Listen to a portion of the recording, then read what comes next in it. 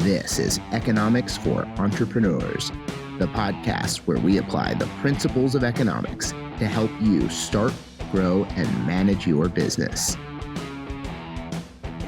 Here's your host, Hunter Hastings. Hi, Hunter Hastings here.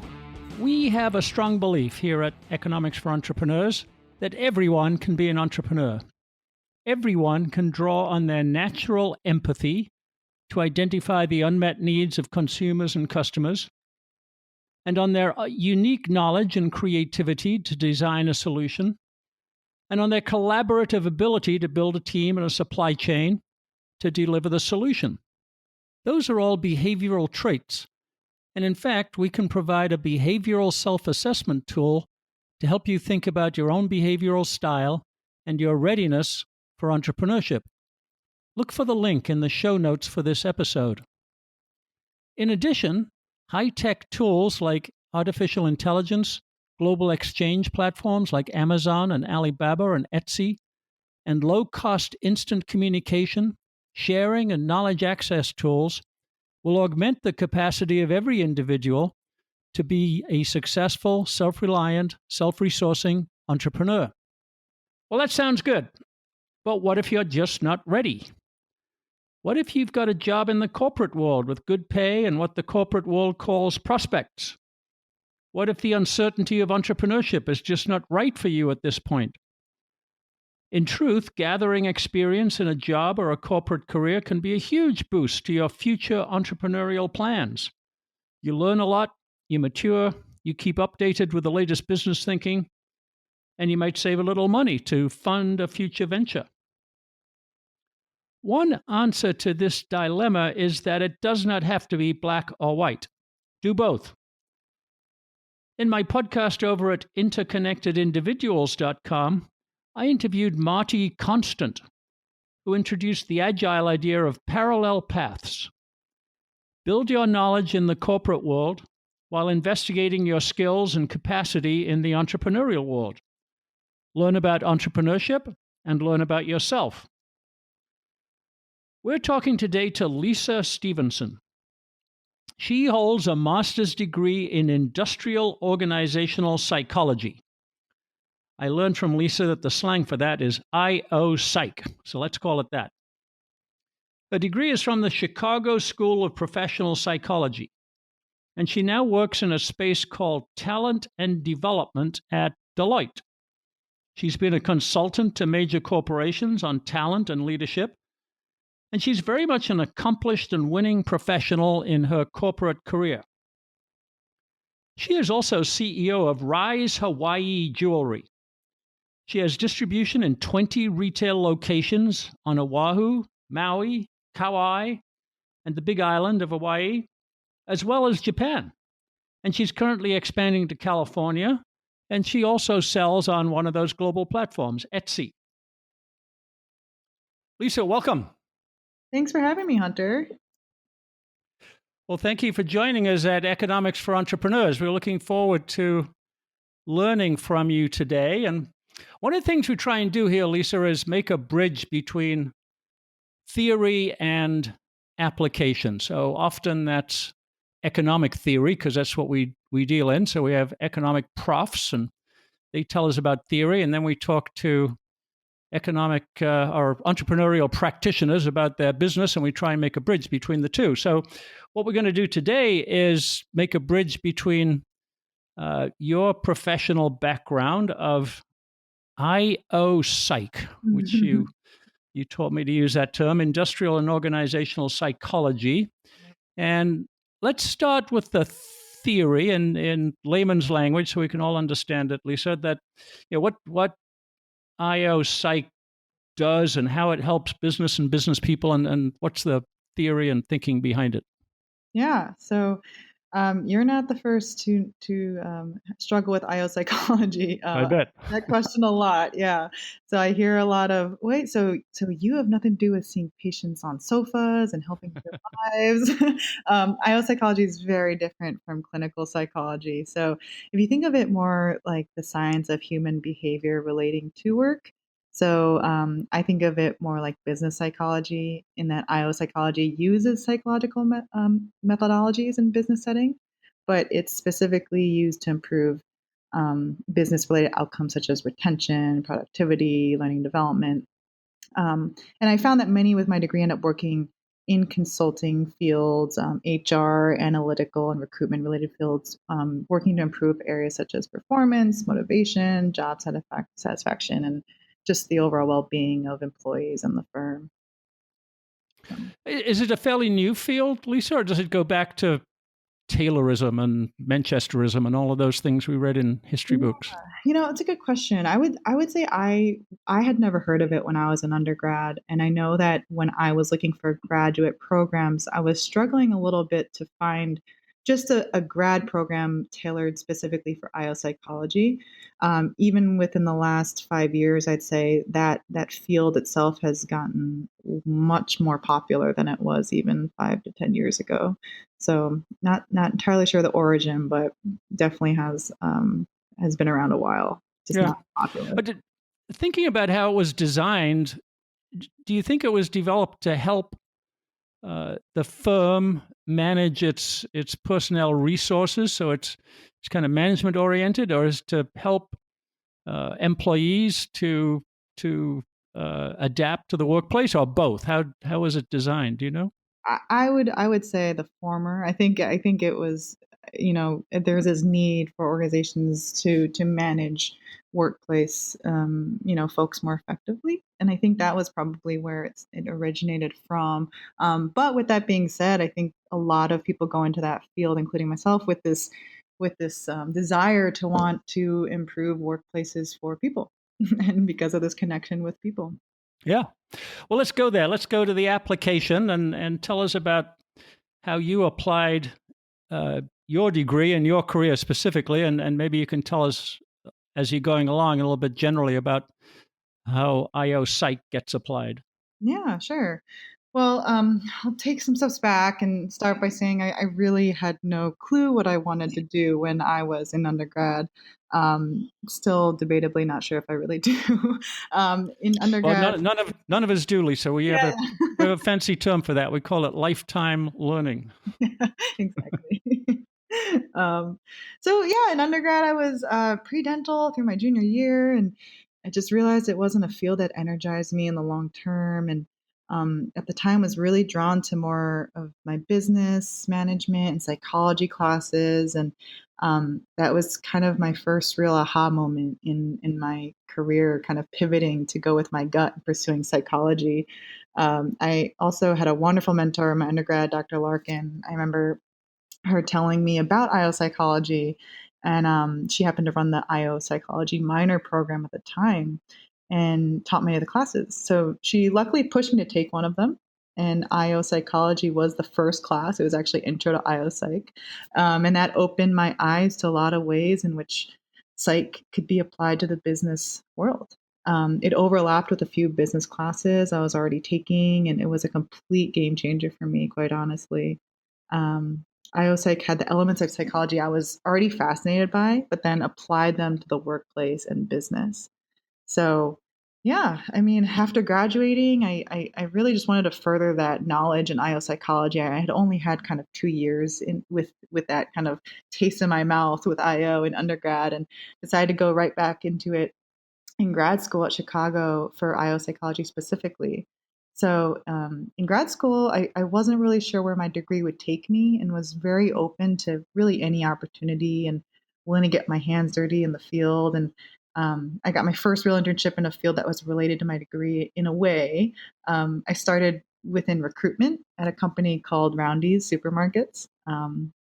They actually started a chain called Mariano's down in Chicago. So did a lot of recruiting for them, starting up their new supermarket chain. And that eventually opened the door to an executive recruitment position at a company called Corn Ferry International.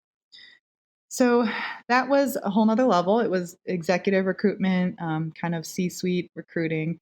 And after some time in that field, I quickly realized I wasn't quite passionate about recruiting. Recruiting is also one of those jobs, in that once you're a recruiter, you kind of become a recruiter. That's Yeah. the role, yeah. And So yeah, I kind of I knew I wanted to expand my career outside of that, and ended up using my network within Korn Ferry to get involved in other areas of the firm. And one area of Korn Ferry was called leadership and talent consulting. So that was for me kind of the starting point of like, well, okay, this is an area that I really am drawn to, and kind of am really using the skills that I'm learning in my graduate program. So I learned a lot about talent management, assessment, leader development in a very short amount of time there. We played around with tons of personality assessments, including Korn Ferry's own internal assessment tools that they've developed. And they had a lot of functions. So they did assessing executives, they did coaching, provided development plans. And I remember this was also the first time I met anyone in a workplace setting that had a similar educational background as me. Yeah, at the time, I'd met folks, who were specifically recruiting, or when they get out of grad school, they kind of went into this recruitment. And I kind of was surrounded by a lot of recruitment heavy folks. And in this kind of new space in Korn Ferry, I met folks with masters in IO psychology and even people with PhDs in the field. And it truly was a very fascinating part of the work I did there, and inspired me to look more broadly at talent development, specifically in client-facing consulting space. So I ended up getting what you would call a more typical consulting job after Korn Ferry. I worked at a company next called Towers Watson, managing multiple clients, doing the typical consulting work, mainly in the area of organizational assessment and surveys. So companies coming to Towers Watson, essentially needing survey work and wanting to kind of get answers on organizational, issues they had based on XYZ, problems. So that was about 3 years, and it actually allowed me to move to Hawaii with that company. Nice. And yeah, can't complain. And after 3 years of client-facing work, I found this internal talent development job at Deloitte, and that was very different from what I was doing at Towers Watson. Instead of focusing on many clients like I was at Towers at the time, I had the opportunity with Deloitte to focus on one client, and that client being Deloitte. So Yeah. yeah, very intriguing, and um, very different. So present day work internally, focus on talent development for Deloitte only. And my job entails everything from analyzing the impact and effectiveness of a program to helping it run live on site to working on development trends such as mobile learning and micro learning. And I just love it. It's very different from anything I've done in the past. And I have a wonderful team, and I work remote. So it's very flexible working from home here in Hawaii. Well, it's a great story, Lisa. I think that you did manage your journey very well. You always saw IO Psych as a business tool, and you were going to apply it in business and specific areas of business. And none of us can ever predict the future, but you've navigated a very nice path for yourself there. So congratulations. Let me ask you a couple of terms that you mentioned so that we understand them, and it'll be relevant to the rest of our conversation. You talked about fit, how people fit into a corporation. And I wondered whether that's fitting into a culture or fitting into a role or fitting into a team, or just generally how IO Psych looks at that and how an employer looks at that. What is fit? Yeah. So I guess it's it could be looked at pretty broadly, but the way I recall really analyzing that was through personality attributes, making sure someone aligns with the company's core values. So um, because it was it was, looking at higher level CEOs and VPs of a company, I think there was kind of like this profile, of someone that they're looking for. And based on a certain set of personality assessments that Korn Ferry developed, or even external assessments, that was kind of looked at side by side to say, I think, this person would be a better fit based on our core values as a company, or this person has a strong, um, is strong on this particular characteristic, and this is what we're looking for. Or maybe they don't want someone that is high on, a managerial kind of assessment or profile. So it really kind of depends on the company. I mean, some people want that headstrong CEO, and other people's want that flexible kind of do as you wish kind of CEO, lets you run with it, and it really depends. Yeah. It's good to know that it's values-based, or at least sometimes values-based. That's a reassurance. Let me ask you one more term you mentioned is leadership. And I have a little bit of a skeptical point of view about leadership, which is that it's a slightly artificial concept that business schools have encouraged and CEOs have supported because it's good for their brand. But really, leadership kind of implies that people are followers, and I'm a bit uncomfortable with that. What's IO Psych's view of leadership? Man. Well, I mean, I would say there's so many I could think of. I think uh, I think of the first word that comes to mind is inspiring. How to inspire your people. I Mm-hmm. think communication, your management style, your ability to have empathy. Being able to communicate a common vision and goal. I think leadership is more about how you inspire and influence those around you versus dictating how things should be run. That's my personal point of view, from just what I've grown up and studied. I think that that's a better depiction of what I would consider a leader. Yeah, so it's personality, not process, is Definitely. how Yeah. you might translate that. Okay, I didn't mean to put you on the spot, but it's Yeah, a no, it's a good question. I agree. The leadership, the word itself, it definitely sounds like, I need to follow. right, exactly. Okay, well, let's pivot again now and think about entrepreneurship, staying in the IO psych and assessment kind of area. So it's easy to see that the kind of executive assessment that you're talking about that's focused on organizational fit and coaching, career pathing, it applies to the challenges and needs of entrepreneurship. And here you have real life experience about the crossover between the talent that is valuable in the corporate world and the talent and personality that is valuable in the entrepreneurial world, since you're an entrepreneur, which we'll cover shortly. But what's your verdict about those two kinds of fit? Somebody who fits corporate life and somebody who fits entrepreneurship. Yeah, it's a good question. I do think that at the end of the day, there's a lot of crossover. I would say though that corporate talent, I think, is a bit more structured. In very general terms, I think the corporate world wants to make sure that you're, essentially dedicated to your work, that you're loyal, you're hardworking, that you can actually do the work that you're getting hired to do, or at least that you're trainable to do so.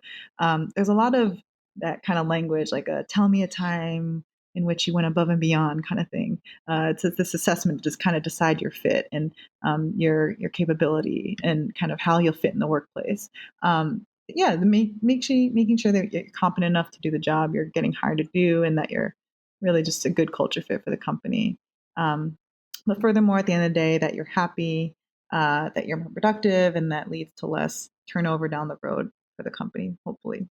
Mm-hmm. So, generally speaking, I'd say corporate is more focused on one's skill set and fit versus, I would say, entrepreneurship. There's definitely that crossover to corporate mindset and talent, but I think that it's different in that you aren't hired for just one job or one set of skills. It's definitely far less structured and less defined. So you're sort of making up your skill set as you go. You think you need to learn is just one thing, and you end up going down a rabbit hole learning the entire process of maybe like gemstone sourcing or heating metals. And from my experience, skill sets for entrepreneurship is way less defined, and you rely solely, I think, on the person's personality and potential more than what they can do right this second. So you may ask yourself things like, is this person willing to work hard and be flexible? Do they have the desire to learn? Are they asking how to make this better and more efficient? Will this person bring new mindsets that can grow the business? And this isn't to say that the corporate mindset isn't like that, but I think that with entrepreneurship, those questions are always, always top of mind. And there isn't this red tape of corporate structure defining what roles you specifically play, your title, and where you sit at the firm. I would say flexibility, being comfortable with ambiguity and risk, and staying humble and doing the dirty work when needed are personality traits that I would look for in an entrepreneur. Is it possible to assess people in the future like that? You said it's not what they can do right at the second. It's what they might be able to do in the future. And we always say the future is unpredictable in economics. So with people, do you think you can make that kind of assessment, how they will act in some flexible future? You know, it's a good question. I was thinking about that a little bit, and I think it you can, in a way. I think when you look at someone's past or what they've done in their life, that's a good determiner for me to say, okay, this person has taken action. This person's tried things. This person's taken risks. I mean, even if it's small, even if it's something like, okay, well, I want to see how this works, so I just did it, or this failed, but he or she took the risk, and I think that may be a better telltale sign of actions that they've taken in the past and what they have done to date to kind of show that. And I think personality definitely plays a role in that. You're looking for someone that has that mindset or has that ability to be, um, I guess, mitigate risks and take risks and have that just general sense for themselves. Yeah, there's a lot of the research that says that one of the common traits of entrepreneurs or people who start businesses or join businesses in their early stages is an action orientation. They'd rather be doing than thinking and planning. So action orientation is certainly one. There's a couple of situational elements, Lisa, that we always talk about for entrepreneurs. One is individualism, and sometimes it feels like isolation. I've had entrepreneurs tell me they feel like they're out on an island and they're alone against the world when they're making that decision that Mhm. only they can make. And there's a supportive personality trait of that, which is a kind of fierce need for independence. But also there's that sense of isolation. And the other one is the one you mentioned, taking on a lot of risk. Mhm. Actually, in economics, we call it uncertainty. Risk is a mathematical concept. Uncertainty is I don't know what's going to happen in the future, and Mhm. I don't know what to do. That's uncertainty. Um, and I was talking with Jim Clifton at Gallup, who developed the Strengths Finders tool, which you're probably familiar with. And he said they had a special relationship with risk, which is they embrace it, but they know how to mitigate it. And you use the same term. They know how to manage risk. And so those are kind of personality traits as well. So does that strike you as correct? It's the right way to think about those behaviors. They're personality traits. I'm action oriented. I understand risk. I embrace it, but I mitigate it.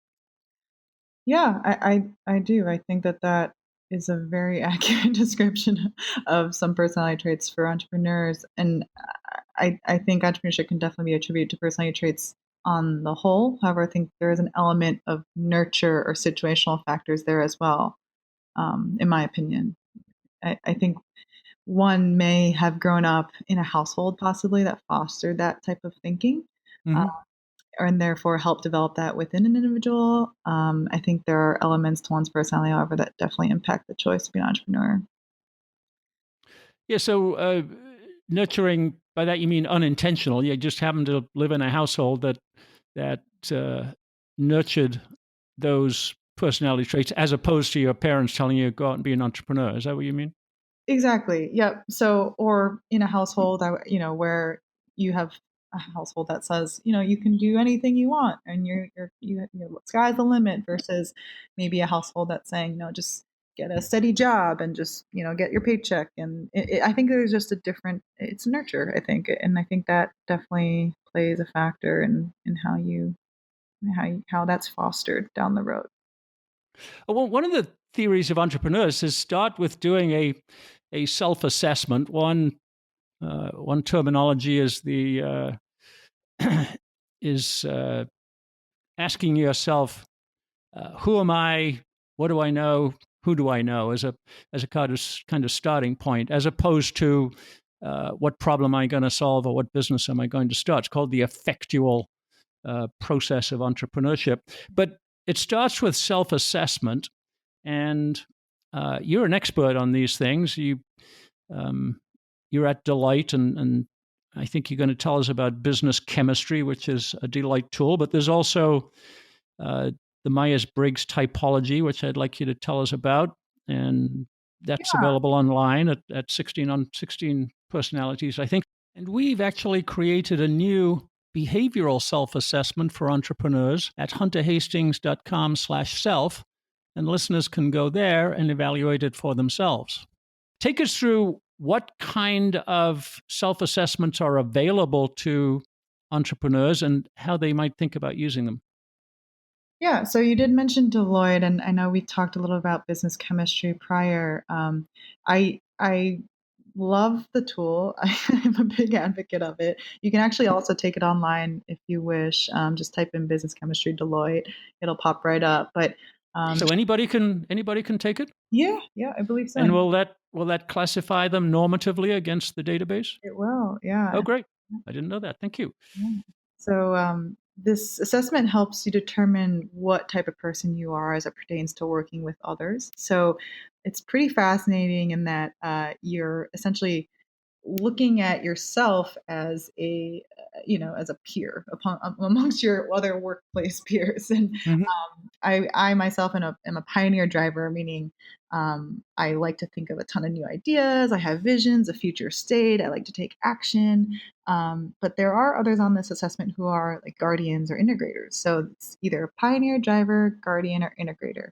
So guardians they like structure. They need to know the full process before diving into something. They aren't as comfortable, with ambiguity. And this isn't to say one working style is more, entrepreneurial and one isn't, but I think we can all agree. I think there's an element of being comfortable with ambiguity and taking risks or being comfortable with uncertainty, as you said, that entrepreneurs probably have. So it's a pretty neat tool in that you can kind of see where you fall on that that benchmark. And this concept, I think, also has a lot of overlap with that other assessment, the Myers-Briggs type indicator, the MBTI. Not to say that if you fall on the judging versus the perceiving scale that you are or aren't an entrepreneur. I don't think it's as black and white as that. I just think that there are certain personality traits that may be more comfortable with ambiguity, like I mentioned, and flexibility, which benefits entrepreneurship. So I think there's just this combination of there's a benefit in knowing what type of personality you are, but also using the tools that are out there to kind of create this picture for yourself to truly understand your personality type and how you work with others and how you can really use your strengths. I just wonder a little bit about that design element, Lisa. They were designed to help you work with others, and I've been through MBTI a few times, and they try to put you on teams that have different profiles, but together they're supposed to work well. And recognizing, as you say, what your personality type is and what somebody else is helpful. And some of the companies have adopted strength finders enthusiastically. You put your 5 leading strengths up on your cubicle, so somebody walking by knows your profile and compare them, and it helps you interact, which I guess is true. But if you're an entrepreneur, especially if you're working on your own or you've got a very small team, are those still useful, do you think?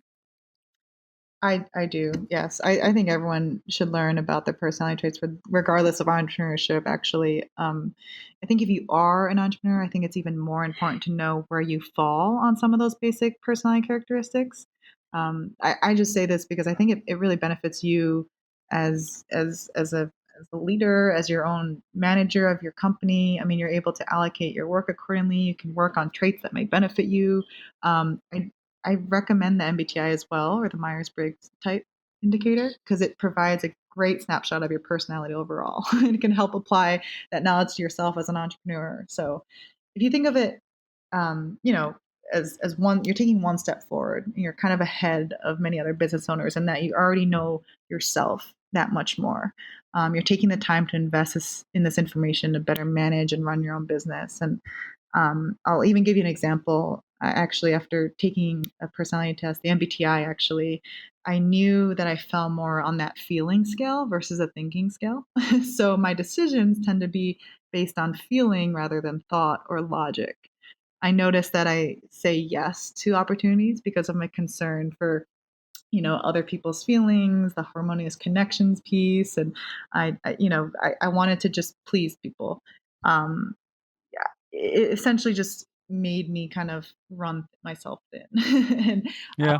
yeah, and I learned that knowing that about myself, that I fall into that feeling piece and that feeling side. I was trying to harness more of the thinking, meaning using more tactical and logical decision making skills and worrying less about the making everyone happy mindset. So this makes me be more efficient with my time and logically plan out what makes the most sense for my business right now. Learning more about where I fall with my MBTI profile has really helped me learn which personality characters I gravitate towards, but has also um, taught me the opposite characteristics of my personality and how those can also benefit me. So I think these types of insights into your personality can only really benefit you as an entrepreneur. Yeah, I agree. In the end, I've done MBTI a few times, and I always come out as an introvert, which used to really annoy me because I desperately wanted to be an extrovert, but I never was. So, actually knowing that over time, it helped. And Yeah. um, if anybody goes and does MBTI, you'll find out what all these things means. But I'm an INTJ, which, as you say, lacks feeling, and we think the number one trait of an entrepreneur is empathy. Yeah. So being an INTJ isn't a great place to start. But it says, hey, you've got to help. You got to find people who can help you with that. You've got to observe your own behavior. You've got to understand your own attitudes. And I do think as a self-assessment, it's really really helpful. So good. We'll make some links to that. Just is 16 personalities an okay place to send people to do a basic 16 MBTI? Yep, 16personalities.com. Yeah. Okay. Good. We'll make a link to that. So, Lisa, you're an entrepreneur now. Let's go to that, and we've established your personality. Now let's talk about your business. So, tell us about Rise Hawaii and how you started it and how you managed to grow it as you have while still holding down a big corporate job, and your whole origin story. Bring us up to the current day. Yeah, sure. So Rise actually started off as a hobby for scuba diving.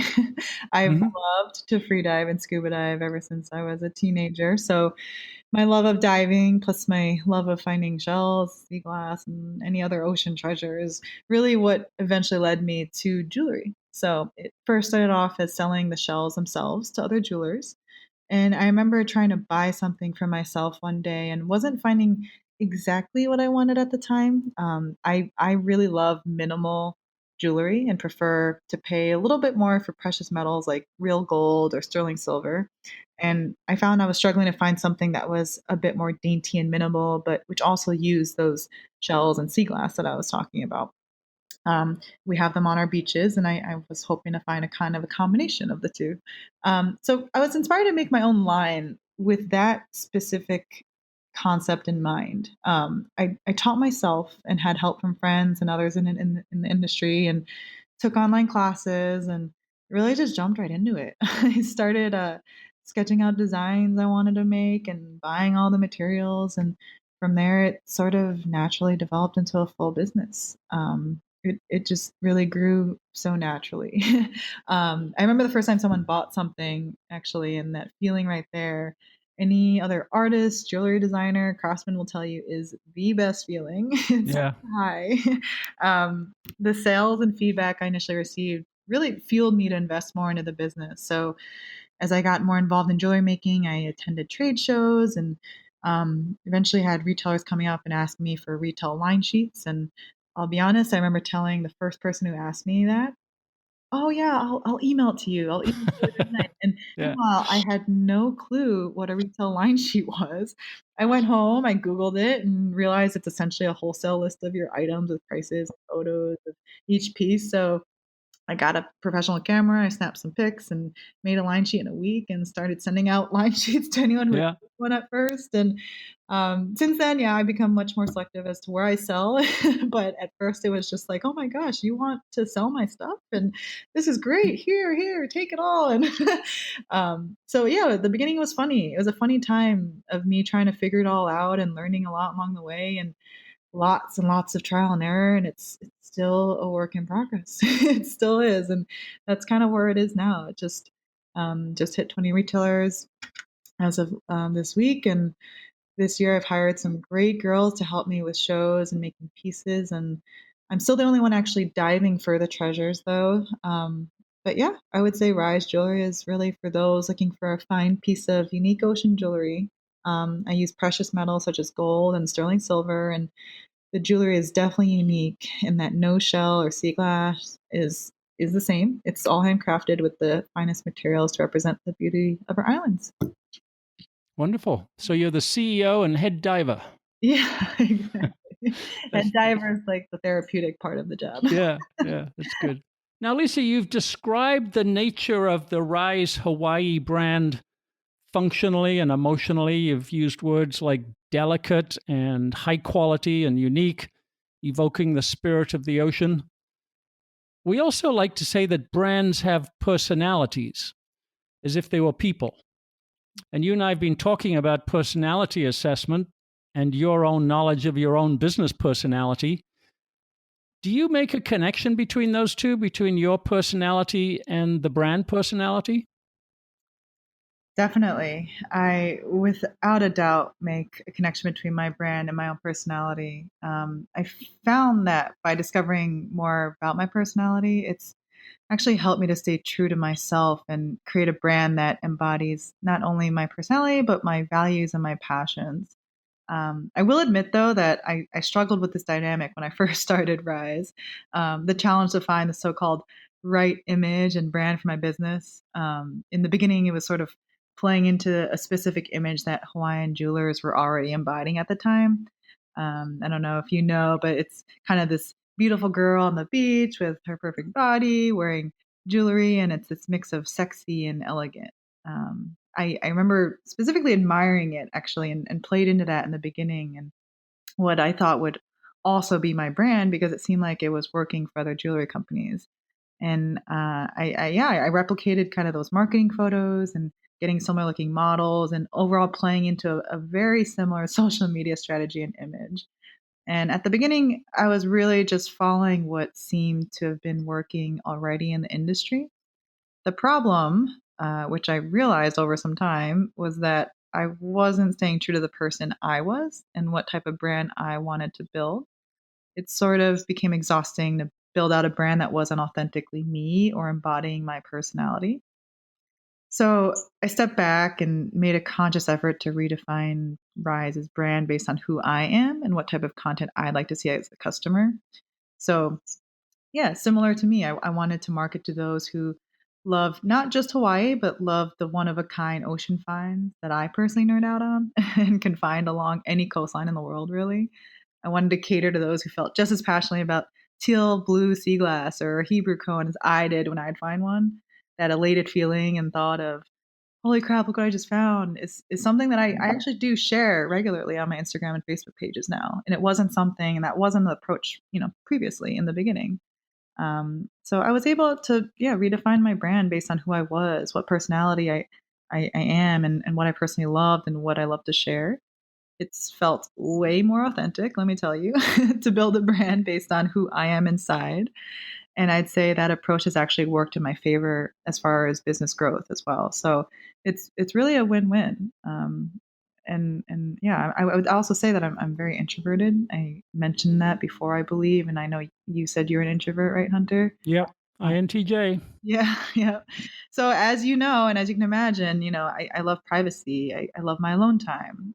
Socializing could be a de-energizer. So sharing about myself or my life is something that I'm still learning to do more of and challenging myself to do that because I do think it's important for my brand. And as I learned over some time and kind of tapped into my customer base, I heard over and over again from customers this affirmation that they like seeing relatable content on my social media.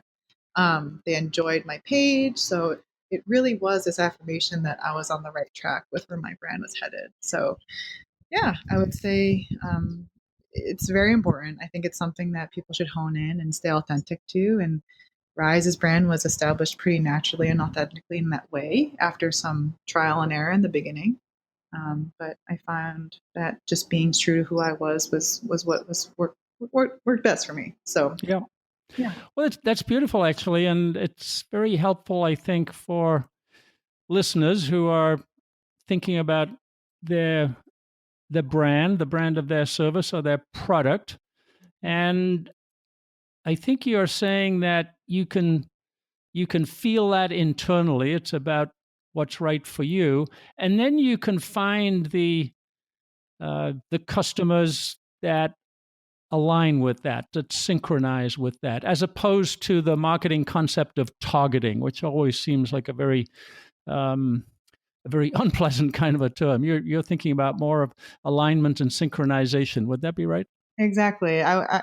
Spot on. I would say it was is a really great alignment of what people wanted, as well as what I felt was a genuine way to portray a fine jewelry brand in Hawaii based on my own personality and mine only. And ultimately, at the end of the day, I mean, my hope is that my customers just proudly wear my jewelry around their neck or ears or fingers, wherever, knowing that I probably did a huge happy dance after finding their piece because I now share those excitements with them all and they can relate with me, and that's the brand and image I want to embody because it's me. So, a couple of questions that people always ask us about your kind of business. One is, uh, how do you get distribution? So, getting up to 20 retail stores is a very big achievement, and a lot of people struggle with that. So, can you just tell us how that happened, how you did it, or what secrets Yeah. you've learned? Oh my gosh, I still struggle with it, to be honest. And that's kind of the point that I made was kind of being mindful of which retailers I sell into. I initially kind of went all out and said anyone who will take me, I'm going to sell into, and it it again it kind of stretched me a bit thin because I just wasn't turning around the jewelry pieces in time. I had like 6 to 8 weeks, maybe even longer lag times of just making the materials. And Hmm. I ended up having to hire some help. So I have people on island that can help. A lot of the pendants I make actually can be done in bulk, so I can dip them in liquid gold, kind of just all at once in one big batch. And then the hard part is really stringing them onto the necklaces and making unique designs for each one. So I'm really kind of finding girls that either have an interest in jewelry, whether they're at University of Hawaii or if they're taking classes and want to learn one day, using skills that people already have to kind of help develop and build the company. Um, And how do you find the retailers? Do you go knock on their door, or do they come to you? How does that happen? very, very fortunate for them coming to me. Really, Yes, that's wonderful.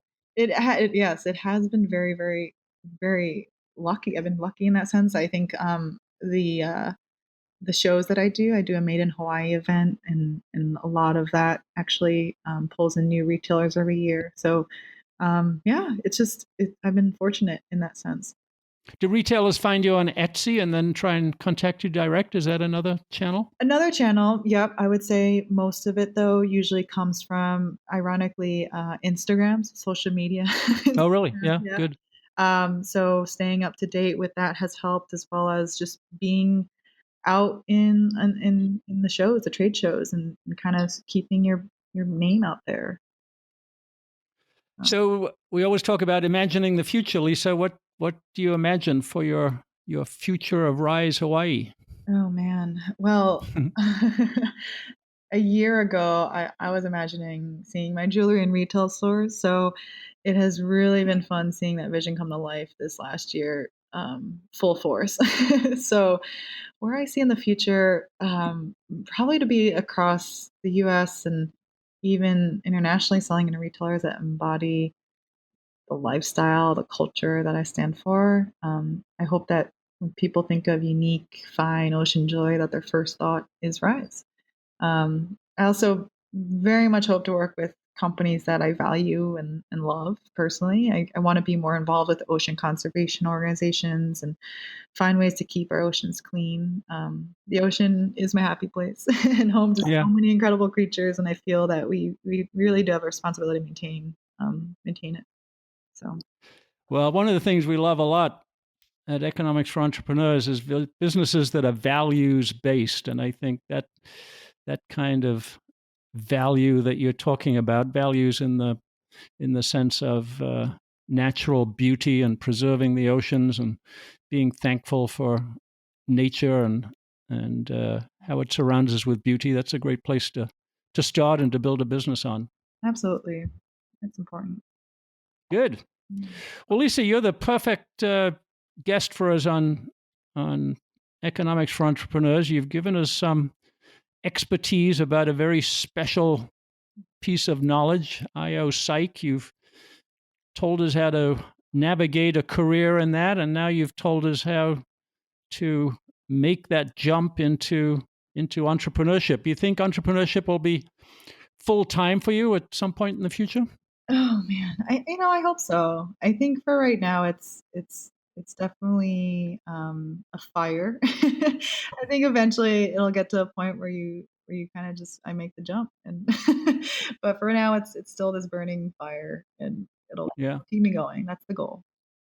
Good.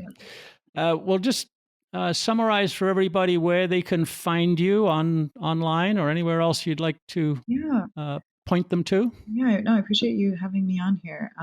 The Etsy is Rise Hawaii, one word. So RISE Hawaii. And then Instagram is another great spot. So it's rise.hawaii on Instagram. Good. Well, we will encourage people to come and see you online. And of course, we'll connect to 16 personalities and business chemistry. So, Lisa, thank you very much for joining us today. Thanks for having me, Hunter. Economics for Entrepreneurs is a production of the Mises Institute. To explore more content like this, visit